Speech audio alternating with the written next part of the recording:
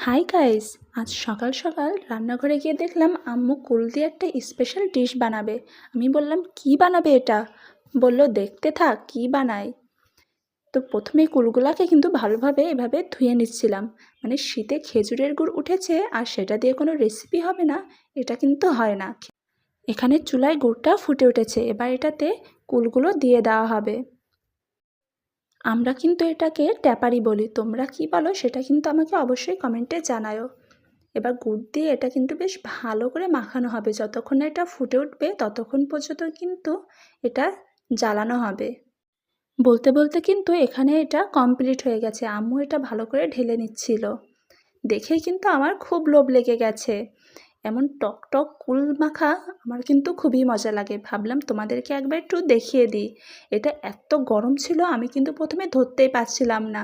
এই যে বেশ মজা, কিন্তু তোমরা চাইলে এগুলা কিন্তু বানিয়ে ট্রাই করতে পারো। আজকের মতো বাই।